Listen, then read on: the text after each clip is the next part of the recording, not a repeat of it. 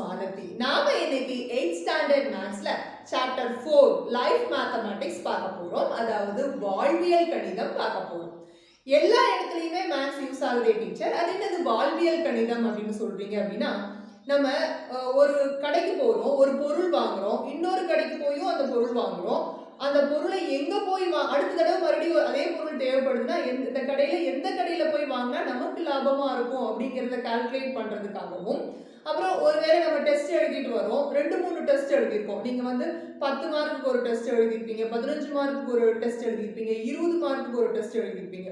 இந்த 3லும் எதுல நல்லா பண்ணியிருக்கோங்கிறது கூட உங்களுக்கு அது அந்த மாதிரி கால்குலேஷன்ல தெரியாம இருக்கலாம். எல்லாமே 10க்கு டெஸ்ட் எழுதியிருந்தீங்கன்னா ஒன்றுல 7 வாங்கியிருக்கீங்க, ஒன்றுல 8 வாங்கியிருக்கீங்க, ஒன்றுல 5 வாங்கியிருக்கீங்கன்னா நம்ம 8 வாங்கினதுதான் அதிகமான மார்க் அப்படின்னு தெரியும். ஏன்னா எப்போ எல்லாமே 10 மார்க்குக்கு எழுதின டெஸ்டாக இருந்தால்.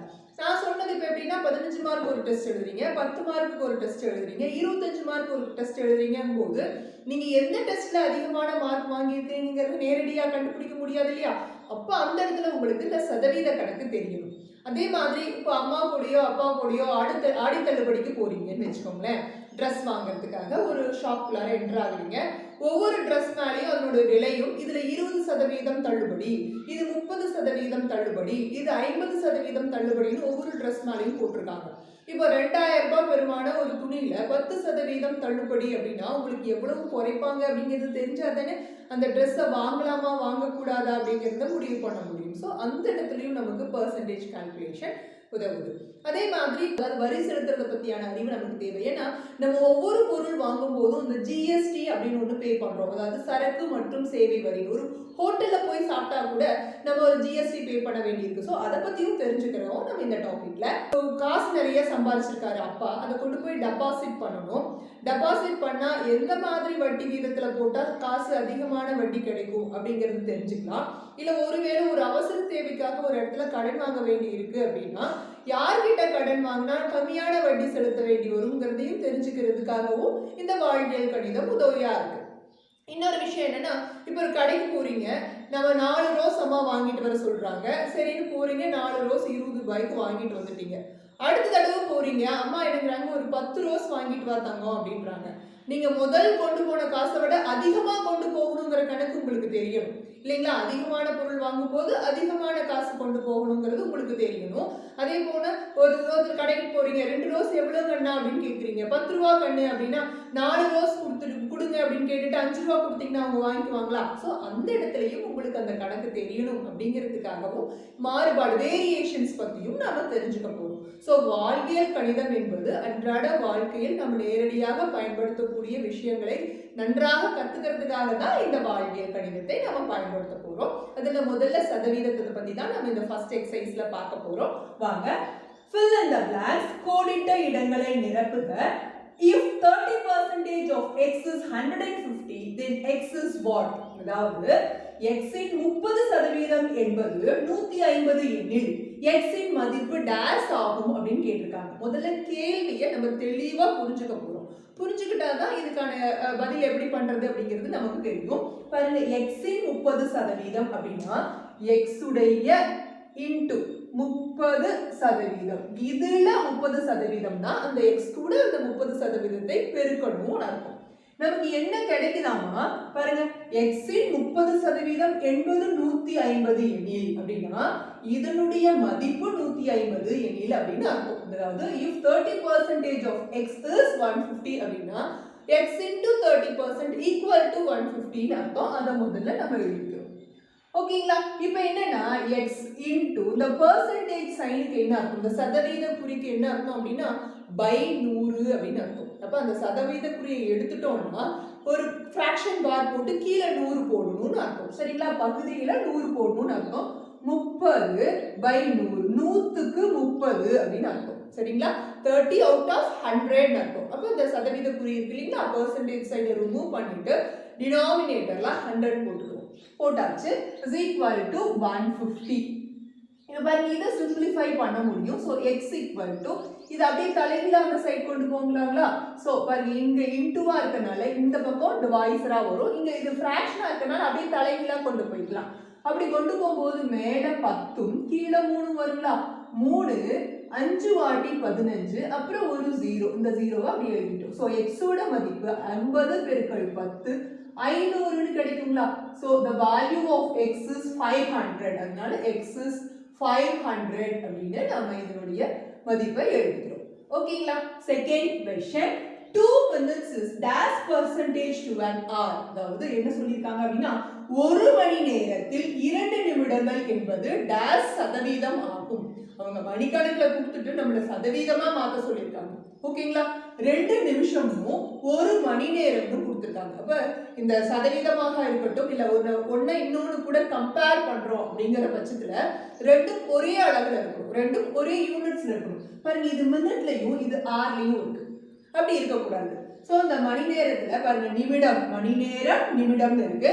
அப்போ மணி நேரத்தை நிமிடமா மாத்திக்கணும். ஏன்னா சின்ன யூனிட்ஸா மாத்திட்டாதான் ஈஸி. அப்ப இந்த ஆரை நம்ம மினிட்ஸா மாத்திக்கணும். நமக்கு தெரியும் 1 hour வந்து ஒரு மணி நேரம் என்பது 60 நிமிஷம் அப்படின்னு தெரியும் இல்லைங்களா?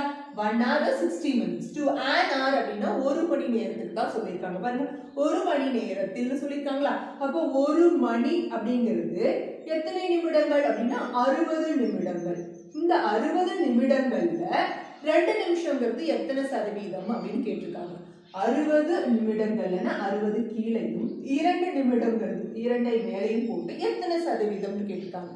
So 2 minutes is dash percentage of an hour அப்படின்னா மேல 2 minutes கீழே 60 minutes போட்டு இது ஒரு ஃபிராக்ஷனா இருக்கு இல்லைங்களா? ஒரு பின்னமாக இருக்கு. 60க்கு 2 நிமிஷம் எத்தனை சதவீதம் கேட்டிருக்காங்க. ஸோ 60 நிமிஷங்கிறது அதான் ஒரு மணி நேரத்துக்கு 2 நிமிஷங்கிறது எத்தனை சதவீதம் கேட்டிருக்காங்க. ஒரு மணி நேரத்தை நம்ம 60 நிமிடமாக மாத்திட்டோம். மேல 2 நிமிஷத்தை போட்டோம். இப்போ ரெண்டுமே மினிட்ஸ்ல இருக்கு. இதை நம்ம 100ஆல மல்டிப்ளை பண்ணணும். ஒரு ஃபிராக்ஷன் பின்னம் இருந்துச்சுன்னா அதை 100ஆல பெருக்கினா 100 சதவீதத்தால பெருக்கினா அது சதவீதமாக மாறிடும். ஓகேங்களா? ஸோ பாருங்க இந்த 0க்கு இந்த 0 அடிச்சுக்கிட்டோம். 2 3 வாட்டி 6 இல்லைங்களா? ஸோ மேல 10ம் கீழே 3ம் பாருங்க 10/3 சதவீதம் இருக்கு. இது பாத்தீங்கன்னா இம்ப்ராப்பர் ஃபிராக்ஷனா இருக்கு, தகா பின்னமாக இருக்கு. அப்ப நம்ம இது என்ன பண்ணணும் அப்படின்னா மிக்சட் ஃபிராக்ஷனா கலப்பு பின்னமாக மாத்திக்கணும். எப்படி மாத்துறது? இந்த 10ஐ 3ஆல் வகுக்கணும். 3 9 மிச்சம் 1. ஸோ இந்த பார்த்தீங்களா இதுதான் ஹோல் நம்பர், அதை முன்னாடி எழுதிக்கணும் சரிங்களா? அதாவது நமக்கு ஈவை முழு எண் அப்படின்னு முன்னாடி எழுதிக்கிறோம். அப்புறம் இந்த மீதியை நியூமரேட்டரா எழுதிக்க போகிறோம். அதாவது ரிமைண்டர் நியூமரேட்டராகவும் இந்த டிவைசர் டினாமினேட்டராகவும் எழுதி 3 1/3% அப்படின்னு கலப்பு பின்னமாக மாற்றி எழுதிட்டோம். It's mixed fraction 3 1/3%. 3 1/3%. Next question, if x percentage of x equal to 25 then what is x அப்படின்னு கேட்டிருக்காங்க. அதாவது x இன் x சதவீதம் என்பது 25 எனில் x என்பது டேஷ் ஆகும் அப்படின்னு கேட்டிருக்காங்க. நாம பாருங்க x இன் x சதவீதம் நம்ம என்ன 30% of x அப்படின்னு பார்த்தோம் இல்லைங்களா? அதாவது x இன் 30% போது 30 into x சதவீதம்னு பெருக்கிக்கணும் அப்படின்னு சொன்னோம் இல்லைங்களா? அந்த மாதிரி தான் x இன் x சதவீதம் அப்படின்னா x into x percentage அப்படின்னு அர்த்தம். ஓகேங்களா? அதுக்கு என்ன கொடுத்துருக்காங்க அப்படின்னா 25 கொடுத்துட்டு அப்படின்னா x ஓட மதிப்பு என்ன அப்படின்னு கேட்டிருக்காங்க. இந்த x அப்படியே எழுதிக்கிறோம். இந்த சதவீத குறி எடுத்துட்டோம்னா கீழே 100 போட்டுக்கலாம் இல்லைங்களா? So x percentage means x/100 அப்படின்னு அர்த்தம். x சதவீதம் என்பது x/100 அப்படின்னு அர்த்தம். சமம் 25. இப்போ என்ன பண்ண போறோம்னா இது x2 இங்கே வச்சுக்கிறோம். இந்த பக்கம் என்ன பண்ண போறோம் அப்படின்னா இந்த 100 அனுப்ப போறோம். இடது பக்கம் பாருங்க x into x x2 ஆயிடும். ரைட் சைடு என்ன இருக்குன்னு பாத்தீங்கன்னா 25 இருக்கு. சோ இந்த 25 இந்த 100 பெருக்கலா கொண்டு போய் வைக்கலாமா? சோ into 100 எழுதிட்டோம். ஓகேங்களா? இப்போ x ஓட வேல்யூ வேணும் அப்படின்னா ரெண்டு சைடும் ஸ்கொயர் ரூட் கண்டுபிடிக்கணும் இல்லைங்களா? அது வர்க்கமூலம் கண்டுபிடிச்சா இங்க x மதிப்பு கிடைக்கும், அதுக்கு கரெஸ்பாண்டிங் x வேல்யூ கிடைக்கும் இல்லையா? அதனால ரெண்டு பக்கமும் ஸ்கொயர் ரூட் கண்டுபிடிக்க போறோம். சோ வர்க்கமூலம் போட்டுக்கலாம். பாருங்க x2 க்கு x is the answer இல்லையா? x2 க்கு வர்க்கமூலம் கண்டுபிடிச்சா x. 25 இன் வர்க்கமூலம் 5, 100 இன் வர்க்கமூலம் 10. அப்போ x ஓட வேல்யூ 50 கிடைச்சிருச்சா? ஓகேங்களா? சோ x ஓட வேல்யூ என்ன அப்படின்னா 50. அடுத்தது in a school of 1400 students there are 420 girls. The percentage of boys in the school is dash அப்படினு சொல்லி கொடுத்திருக்காங்க. அதாவது என்ன அப்படினா ஒரு பள்ளியில் உள்ள 1400 மாணவர்களில் 420 பேர் மாணவிகள். பள்ளியில் உள்ள மாணவர்களின் சதவீதம் காண்க அப்படின்னு இருக்காங்க. எப்பொழுதுமே சதவீதம் அப்படி கால்குலேட் பண்றது அப்படின்னா எது கேட்டிருக்காங்களோ அது தேவையானதா வச்சுக்கணும். அது பை மொத்த மதிப்பு இன்டு 100%. அதுதான் நமக்கு பெர்சன்டேஜ் கால்குலேஷன். அதாவது நமக்கு தேவையான விஷயம் நியூமரேட்டராகவும் மொத்த எண்ணிக்கை டினாமினேட்டராகவும் இன்டு 100 அப்படின்றது தான் நமக்கு பெர்சன்டேஜ் கால்குலேஷன். அப்போ நமக்கு தேவையான விஷயத்த தொகுதியிலையும் மொத்த எண்ணிக்கையை பகுதியிலையும் வச்சு 100ஆல பெருக்கும் போது நமக்கு அது சதவீதமாக மாறிடும். இப்போ நமக்கு பாருங்களேன், ஸ்கூல்ல 1400 பேர் இருக்காங்க. School strength 1400. அதுல கேர்ள்ஸ் 420 அப்படின்னா மீதி எத்தனை பேர் இருக்காங்கன்னு பாருங்க. 980 பேர், 980 ஸ்டூடெண்ட்ஸ் யாரா இருக்காங்க அப்படின்னா பாய்ஸ், மாணவர்கள் அப்படின்னு அர்த்தம். இதுக்கு தான் சதவீதம் கேட்டிருக்காங்க. அப்போ 980 by 1400 ஓகேங்களா இன்டு 100. அதாவது நமக்கு தேவையான எண்ணிக்கை மேல மொத்த எண்ணிக்கை கீழே இன்டு 100 பெருக்கும் போது தான் நம்ம பெர்சன்டேஜா மாறிடும். ஓகேங்களா? சோ பாருங்க, ஒரு ஜீரோக்கு ஒரு ஜீரோ அடிச்சிட்டோம். இந்த கீழே இருக்கிறது 7ஆல வகுப்படும் இல்லையா? 7ஆல டிவைட் பண்ண முடியும். பாருங்க, 7 2s are 0. அதே போல 7 1s are அப்புறம் 4 டைம்ஸ் அப்படின்னு வந்துச்சு. மறுபடியும் பாருங்க, இந்த ஒரு ஜீரோக்கு ஒரு ஜீரோ அடிச்சிடலாமா? 2 5 வாட்டி. இப்போ இது ரெண்டையும் பெருக்குனா என்ன கிடைக்கும்? 70%. அப்போ அந்த பள்ளியில் மொத்த மாணவர்களுடைய சதவீதம் எவ்வளோ அப்படின்னா 70% அப்படின்னு 70% ஆகும் அப்படின்றது தான் ஆன்சர். ஓகேங்களா? ஃபிஃப்த் क्वेश्चन என்ன கொடுத்திருக்காங்க அப்படின்னா 0.5252 is dash percentage அப்படின்னு கொடுத்திருக்காங்க. அதாவது 0.5252 என்பது டேஷ் சதவீதம் ஆகும் இருக்காங்க. சோ ஒரு டெசிமல் நம்பரை நம்ம என்னவா மாத்திருக்கோம் அப்படின்னா ஒரு ஃபிராக்ஷனா மாத்திக்கிறோம். புள்ளிக்கு அப்புறம் 4 டெசிமல் பிளேசஸ் இருக்கு அப்படின்னா புள்ளியை தூக்கிட்டு 4 0 உள்ள ஒரு 10,000 டினாமினேட்டரா போட்டோம் அப்படின்னா இந்த டெசிமல் நம்பர் ஒரு ஃபிராக்ஷனா மாறிடும் இல்லைங்களா? அதாவது ஒரு தசம எண் கொடுத்திருக்காங்க. தசம இலக்கங்கள் எத்தனைன்னு பார்க்கிறோம். 1 2 3 4 தசம இலக்கங்கள். அப்போ புள்ளியை எடுத்துக்கிட்டு கீழே 4 0 உள்ள 10,000 போட்டுக்கலாங்களா? இப்போ அது பின்னமாக மாறிடுச்சு. இது சதவீதமா மாத்தணும். ஒரு பின்னத்தை சதவீதமா மாத்தணும்னா 100ஆல பெருக்கணும். ஒரு ஃபிராக்ஷனை பெர்சன்டேஜா மாத்தணும்னா 100ஆல மல்டிப்ளை பண்ணணும். பண்றோம் பாருங்க, இந்த 2 0க்கு இந்த 2 0 போயிடுச்சு. மீதி என்ன இருக்கு அப்படின்னா 5252 by 100 இருக்கு. அதாவது 5252 by 100 அப்படின்னு இருக்கு. அதாவது இது பெர்சன்டேஜா மாத்திக்கலாம் போது இப்படி தானே போடுவோம். So which is equal to 52.52% அப்படின்னு இது மாறிடுச்சு. இதுக்கு இன்னொரு மெத்தடும் இருக்கு, ஈஸி மெத்தட். பொதுவா இந்த டெசிமல்ல இருந்துச்சு அப்படின்னா பாருங்களேன், 0.47 அப்படின்னு கொடுத்துருந்தாங்கன்னா நம்ம இதை சதவீதமா மாத்து அப்படின்னா ஒரே விஷயம், இந்த புள்ளியை 2 இலக்கம் தள்ளி பின்னால தள்ளிட்டு 47% எழுதுவோம். ஒருவேளை இப்போ 1.3478 சதவீதமாக மாத்து அப்படின்னா இந்த புள்ளியை பாருங்க இங்க தூக்கி கொண்டு வந்து வச்சுட்டு 134.7% அப்படின்னு எழுதணும். டெசிமலா இருக்கிறத பெர்சன்டேஜா மாத்தணும் அப்படின்னா இந்த டெசிமல் பாயிண்ட் இருக்கு இல்லைங்களா, அதை பின்னாடி 2 இலக்கம் தள்ளி கொண்டு போயிடணும். ஓகேவா? டெசிமல் அதாவது தசம புள்ளியை பின்னாடி 2 இலக்கங்கள் தள்ளி கொண்டு போய் அதை அப்படியே எழுதிட்டு பெர்சன்டேஜா மாத்திக்கிறது தான் நமக்கு சின்ன லாஜிக். அதை தான் செய்ய போறோம். பாருங்க, இந்த புள்ளி எங்க போகணும் அப்படின்னா இங்க போகணும். அப்போ 52.52% அப்படின்னு நம்ம எழுதிட்டோம். So the answer for this is 52.52%. Second question, rewrite each underlined part using percentage language. அதாவது பின்வரும் ஒவ்வொரு அடிக்கோடிட்ட பகுதியையும் சதவீதத்தில் குறிப்பிடவும் அப்படின்னு கொடுத்திருக்காங்க. அதுல first question, 1/2 of the cake is distributed to the children. அதாவது இனிப்பு ரொட்டியின் ஒரு பாதியானது குழந்தைகளுக்கு வழங்கப்பட்டது. நமக்கு இந்த அண்டர்லைன் பண்ணது இதுல 1/2, அதாவது ஒரு பாதி. ஒரு பாதி, half அப்படிங்கறத இப்படிதான் எழுதுவோம், 1/2. பாதி அப்படிங்கறது 1/2 எழுதுவோம். இது என்னதுன்னா இட்ஸ் a fraction, ஒரு பின்னம். பின்னத்தை சதவீதமா மாத்தணும் அப்படின்னா, அதாவது ஒரு ஃபிராக்ஷனை பெர்சன்டேஜா மாத்தணும்னா 100%ஆல மல்டிப்ளை பண்ணணும். 100%ஆல பெருக்கணும். பாருங்க, பெருக்கிறோம். 2 5 வாட்டி 10 அப்புறம் 0 இது 50% ஆயிடுச்சு. சோ ஃபர்ஸ்ட் ஒன்னோட ஆன்சர் நமக்கு 50%, அதாவது 50% அப்படின்னு மாத்திட்டோம்.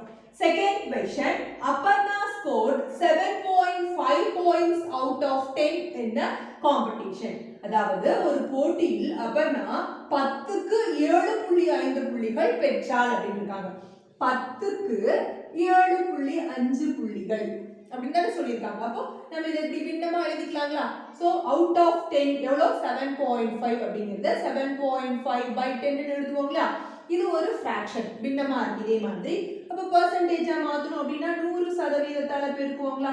பெருக்கிக்கலாமா? பாருங்க, ஒரு 0க்கு ஒரு 0 போச்சு. இத 10ஆல பெருக்கணும்னா அந்த புள்ளி பின்னாடி வருங்களா? இங்க வந்துருமா? இங்க இருக்கிற புள்ளி இங்க வந்துருமா? சோ என்ன ஆகும்? 75% அப்படின்னு நமக்கு இது மாறிடும். சோ செகண்ட் क्वेश्चनோட ஆன்சர் 75%, அதாவது 75% அப்படின்னு நம்ம எழுதிட்டோம். Third question, the statue was made of pure silver. அதாவது என்ன சொல்லிருக்காங்க? சிலையானது தூய வெள்ளியினால் செய்யப்பட்டது அப்படின்னா 100% அர்த்தம். முழுவதுமாக தூய அப்படிங்கும்போது அந்த இடத்துல 100%ஐ குறிப்பிடுகிறது. அதனால ஸ்ட்ரெயிட்டாவே இட் இஸ் 100% அப்படின்னு எழுதலாம். இப்போ ஒருவேளை ஒரு டெஸ்ட்ல நீ முழு மதிப்பெண்ணும் வாங்கியிருக்கிற கண்ணா அப்படின்னு சொன்னா என்ன அர்த்தம்? 10க்கு டெஸ்ட் வச்சிருந்தா 10க்கு 10. அதே மாதிரி 50க்கு டெஸ்ட் வச்சிருந்தாங்கன்னா 50க்கு 50. அதுதானே அர்த்தம். ஸோ 50க்கு 50ன்னு வச்சுக்கோங்களேன். 50/50. அப்போ என்ன ஆகுது? It's a fraction. நம்ம 100ஆல பெருக்கினா சதவீதமா மாறிடும். 50க்கு 50 போய் 100% ஆயிருங்களா? அதுதான் நம்ம முழுமையாக அப்படிங்கிறோம். அதாவது தூய வெள்ளியினால் பியூர் சில்வர் அப்படிங்கும்போது முழுவதுமான அது சில்வராலேயே செய்யப்பட்டது அப்படிங்கும்போது அது 100% ஆகுதுன்னு அர்த்தம். அடுத்து பாருங்க, fourth question, 48 out of 50 students participated in sports. அதாவது 50 மாணவர்களில் 48 பேர் விளையாட்டுகளில் கலந்து கொண்டனர் அப்படின்னு இருக்காங்க. அதாவது 50 பேர்ல 48 பேர் வந்து பார்ட்டிசிபேட் பண்ணிருக்காங்க ஸ்போர்ட்ஸ்ல. அப்ப அது எப்படி எழுதுவோம் அப்படின்னா 48/50 அப்படின்னு எழுதுவோம். பாருங்க, 48 out of 50 48/15 தான் எழுதுவோம். எழுதிட்டோம். It's a fraction. இந்த பின்னத்தை சதவீதமா மாத்தணும் அப்படின்னா into 100%. சோ இந்த பின்னம் 100ஆல பெருக்கும்போது சதவீதமா மாறிடுச்சு. பாருங்க, 0க்கு 0 போச்சு. 5 2 வாட்டி 10. இது ரெண்டையும் பெருக்குங்க. 96%. சோ fourth questionோட ஆன்சர் 96%, அதாவது 96% அப்படின்னு கிடைக்குது. அடுத்து பாருங்க, only 2 persons out of 3 will be selected in the interview. அதாவது 3 நபர்களில் 2 நபர்கள் மட்டும் நேர்முக தேர்வில் தேர்வு செய்யப்படுவார் அப்படின்னு சொல்லியிருக்காங்க. அப்போ 3ல 2 பேரை செலக்ட் பண்ணுவாங்க அப்படிங்கறத இந்த மாதிரி ஒரு ஃபிராக்ஷனா எழுதுவோம் இல்லைங்களா? அப்போ நாம கீழே 3 மேல 2 போடுவோம். 2 person out of 3 போது அந்த கீழே 3 வந்துடும், மேல 2 வந்துடும். It's a fraction. அதே மாதிரி தான் 100ஆல பெருக்கினா நமக்கு சதவீதமா மாறிடும். இதை 3ஆல டிவைட் பண்ண முடியாது. இந்த 100 இந்த 2, அதனால ரெண்டையும் பெருக்கிக்கலாம். 200/3 வருங்களா? இப்போ பாருங்க, இந்த 200ஐ 3ஆல வகுப்போம். 3 6 வாட்டி 18, மிச்சம் 2 0. மறுபடியும் 6 வாட்டி 18, மிச்சம் 2 தொடர்ந்து போய்கிட்டே இருக்கு. நம்ம ஒண்ணா டெசிமலா மாத்திக்கலாம், இல்லைன்னா இது எப்படி எழுதலாம் அப்படின்னா பாருங்களேன், 66 2/3% அப்படி மாத்திக்கலாம். அதாவது கலப்பு பின்னமாக பாத்தீங்களா? மேல வந்திருக்கிற இந்த போர்ஷன், அதாவது ஈவை முழு எண்ணாகவும், மீதி இருக்கு இல்லைங்களா ரிமைண்டர் நியூமரேட்டராகவும், இந்த டிவைஸர டினாமினேட்டராகவும், அதாவது வகுத்திய நம்ம பகுதியாகவும் வச்சு இதை ஒரு கலப்பு பின்னமாக எழுதலாம். இல்ல அப்படின்னா பாருங்க, இங்க ஒரு புள்ளி வச்சுக்குவோம், 0 சேர்ப்போம், மறுபடியும் 6 வாட்டி 18, மறுபடியும் 2 மீதி வரும். இப்படியே வரும்போது நம்ம 66.67% எழுதணும். ஓகேங்களா? சோ இந்த 5th questionோட ஆன்சர் 66.2/3%, அதாவது 66 2/3% அப்படின்னு இதனோட ஆன்சர் எழுதிட்டோம். Third question, 48 is 32% of which number? அதாவது 48 என்பது எந்த எண்ணின் 32% ஆகும் அப்படின்னு கேட்டிருக்காங்க. அப்போ நமக்கு இதுல புரியுது என்னன்னா, ஒரு எண்ணுடைய 32% தான் 48 அப்படின்ற அர்த்தம். சோ அந்த எண் எதுன்னு தெரியாது இல்லைங்களா? அதனால let the number be x அப்படின்னு இங்கிலீஷா இருந்தா, நம்மள அந்த எண்ணை x என்க அப்படின்னு எழுதிக்கிறோம். அப்போ x உடைய 32% நமக்கு இந்த 48 அப்படின்னு சொல்லியிருக்காங்க. x உடைய 32%னா x into அப்படின்னு அர்த்தம். x பெருக்கல் 32%. 7 48 அப்படின்னா சமம் 48 அர்த்தம். ஓகேங்களா? பாருங்க 48 is this 48 is 32% of which number? The which numberங்கிறத x ஆ வச்சுக்கிட்டோம். 32% இந்த நம்பருடைய 32% அப்படிங்கும்போது the number into 32 percentage போடும் is அப்படிங்கும்போது is equal to 48 அப்படின்னு எழுதிட்டோம். So x into இந்த percentage இருக்கிறத நம்ம fraction மாத்தி எழுத போறோம். அப்போ இத பாருங்க இந்த சதவீதக்குரிய பின்னமா மாத்துறது அப்படின்னா இந்த சதவீதக்குரிய எடுத்துட்டு 32 by 100 அதாவது 100க்கு 32 ன்னு அர்த்தம். So for 100 it is 32% அப்படிங்கும்போது 32 by 100 அப்படின்னு எழுதிட்டோம். அதாவது இது எப்படி படிப்போம் அப்படின்னா 32% அப்படின்னு படிப்போம். percent அப்படின்னா percent அப்படிங்கிறது 100 ன்னு அர்த்தம். per அப்படின்னா by ன்னு அர்த்தம். So 32 by 100 அப்படின்னு அர்த்தம். So that is what it is 32 by 100. சதவீதம் அதாவது சதம் அப்படிங்கிறது 100 வீதம் அப்படின்னா by அப்படின்னு அர்த்தம். அப்போ அந்த எண் by 100 அப்படிங்கிறது தான் அது தமிழ்லயும் அதே அர்த்தத்தை தான் அது சதவீதம்ங்கிறது கொடுக்குது இங்கிலீஷ்லயும் அதே அர்த்தத்தை தான் கொடுக்குது. அப்போ ஒரு எண் கூட பெர்சன்டேஜ் சைன் இருந்துச்சுன்னா அந்த பெர்சன்டேஜ் சைனை ரிமூவ் பண்ணிட்டு டினாமினேட்டர் பை 100ன்னு எழுதிக்கணும் அப்படின்னு அர்த்தம். ஓகேங்களா? சமம் 48. ஓகேங்களா? இப்போ x வேணும்னா இதை அப்படியே தலைகீழ அந்த பக்கம் கொண்டு போறோம். x equal to 48 into 100 by 32 அப்படின்னு. இப்போ என்னன்னா 8ஆம் வாய்ப்பாடு தெரிஞ்சா பாருங்க இந்த ரெண்டும் 8ஆல வகுப்படும். 8 4 வாட்டி 32 8 6 வாட்டி 48. சரிங்களா? அதனால 8ஆலயே ஸ்ட்ரைட்டா அடிச்சிடலாம். அப்புறம் 4 25 வாட்டி நமக்கு 100 அப்படின்னு ஸ்ட்ரைட்டா அடிச்சிடலாம். அப்ப x equal to பாருங்க 25 into 6 150. So therefore the number is 150. அப்போ அந்த எண் எந்த எண்ணின்னு கேட்டாங்க இல்லைங்களா? அதனால அந்த எண் நமக்கு 150 அப்படின்னு இந்த third questionோட ஆன்சர் எழுதிட்டோம். fourth question, what is 25% of 30% of 100? அதாவது 25% of 30% of a number இருக்காங்க. அப்போ 25 of into அர்த்தம் 30 into 400 அப்படின்னு அர்த்தம். ஓகேங்களா? சோ 400இன் 30% மதிப்பின் 25% என்ன? இதனுடைய இதுன்னு இருக்காங்க. அப்ப பெருக்கல் தான் நமக்கு. அப்ப என்ன 400 into 30% into 25% அப்படின்னு அர்த்தம். ஓகேங்களா? so which is equal to 400 எழுதிட்டோங்களா? இந்த 30% நம்ம பின்னமா எழுதிக்கலாமா? என்ன எழுதுவோம்? 30 by 100 எழுதுவோமா? so percentage is converted into fraction as 30 by 100. அதே மாதிரி இது என்ன ஆகும் அப்படின்னா 25 by 100 அப்படின்னு ஆகும். ஒரு விஷயம் என்ன பண்ணலாம்னா 25 of 30 of 400 அப்படிங்கறத ஸ்ட்ரைட்டாவும் மல்டிப்ளை பண்ணிடலாம். பாரு இது ரெண்டுக்கும் 400 into 30% கண்டுபிடிச்சிட்டு அதுக்கப்புறம் 25 ஆவும் பண்ணலாம். இதை அதை விட இந்த மெத்தட் தான் ரொம்ப ஈஸி.